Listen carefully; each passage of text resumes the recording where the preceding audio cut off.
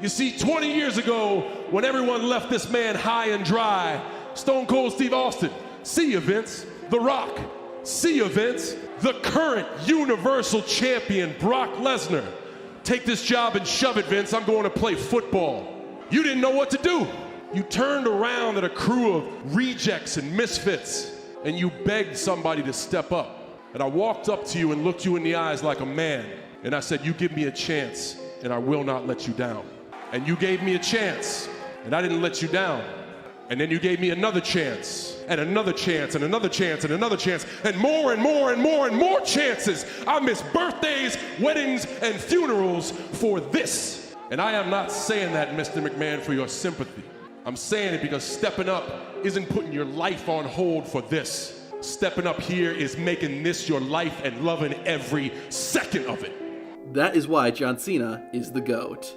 On Raw in May 2006, WWE ran a storyline in which commentator Joey Styles was accused of lacking spirit, whatever that meant. Wrestlers and WWE personnel egged Styles on, claiming he needed to show spirit. Finally, Joey snapped and slapped his fellow commentator Jerry Lawler in the face. Styles then said what many fans felt. 6 months ago, WWE called me. I didn't call this company because I was looking for a job.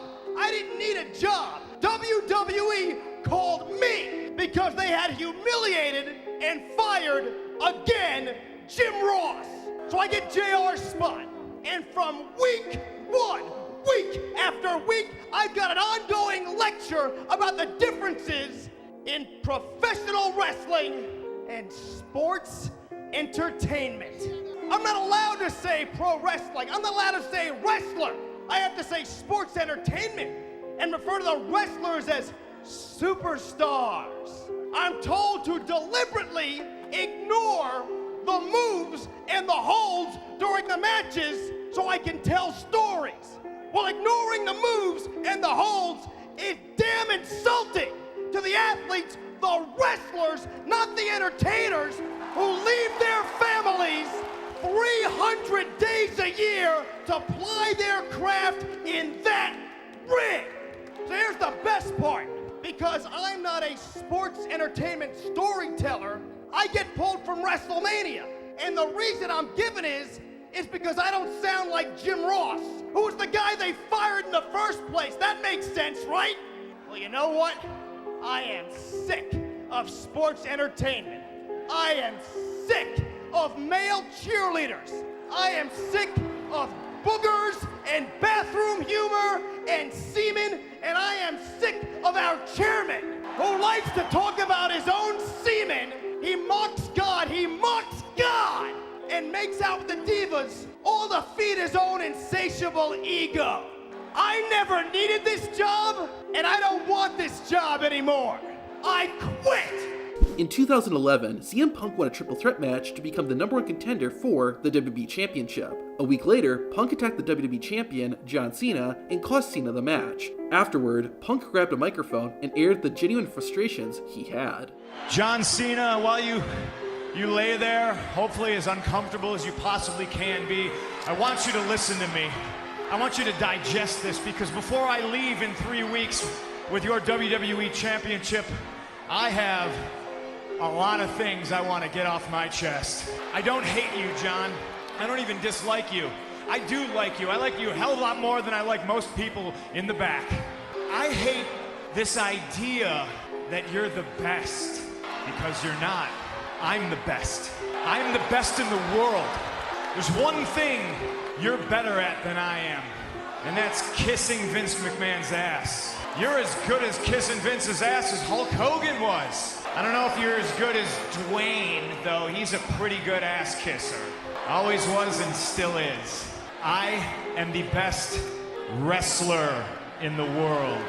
I've been the best ever since day one when I walked into this company, and I've been vilified and hated since that day because Paul Heyman saw something in me that nobody else wanted to admit.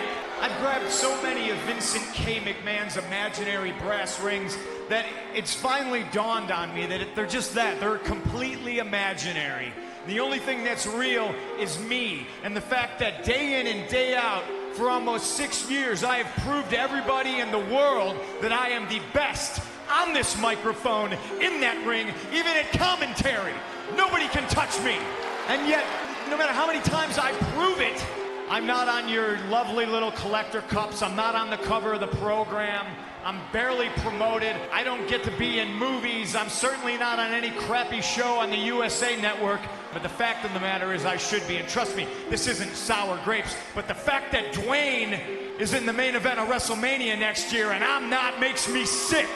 I'm leaving with the WWE Championship on July 17th. And hell, who knows? Maybe I'll go defend it in New Japan Pro Wrestling.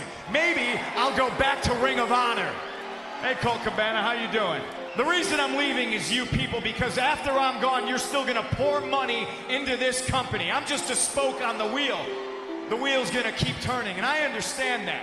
But Vince McMahon's gonna make money to spite himself. He's a millionaire who should be a billionaire. You know why he's not a billionaire?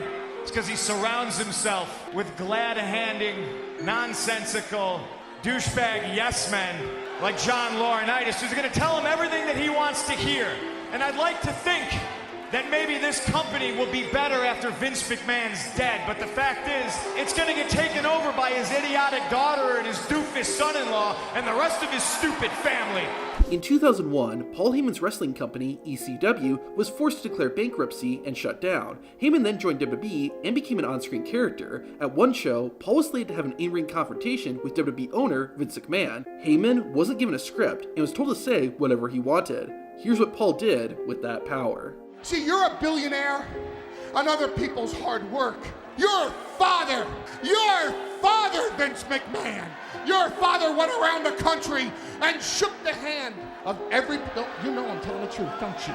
You know in your heart I'm telling you the truth, that your father shook the hand of every promoter in this country and swore to them that he'd never compete against them, that his son would never compete against them. And when your father died, you competed. And with your ruthless, merciless, take no prisoners attitude, you drove everybody out of business, didn't you, Vince? You ran all the competition into the ground and you stole all their ideas and you made yourself a billionaire out of it. And you know whose ideas you stole the most, Vince? You stole mine. See, I don't give a damn about Don Owen and Sam Muchnick and Jim Crockett. I care about what you did to me and my family. How you stole my dreams. How you stole my legacy, how you stole everything that ECW represented. Because while Doink the Clown had a green hair and a rubber nose, Stone Cold Steve Austin was drinking his first beer in ECW, damn you. While Bobby Heenan and Gene Okerlund were dancing around singing Tutti Frutti, ECW was producing the edgy TV that you named Attitude. Oh, we got attitude. You got nothing, man. What you got is my ideas, and you stole my life, my money, my legacy. Screw you and your family. The Miz was, and still is, thought of as a joke, especially given how he got into WWE. However, while in the ring with two of the all-time greats, The Miz showed why he himself is also a GOAT. Did I interrupt a moment? Wow, it's Roman Reigns and John Cena in the same ring at the same time. How many moments do you two get? Because, you know, in life, you're always told that if you work hard, if you chip away, if you plug away, if you do your job, then your moment will come, and I am sick of waiting for my moment while two undeserving people like you two get moments week after week after week. See, this is it. That face, that smirk right there. You turning my moments into a joke while him saying that this is your yard. Well, this is my show, week in and week out. I'm the one working here, not you and not you. I am sick of not getting the respect I deserve. Your shirt says respect, earn it. I've earned it for 12 damn years. Where is my moment? At a different show, it would be Dolph Ziggler's turn to send a passionate and emotional message to The Miz. Hear what Ziggler said by watching the video on screen.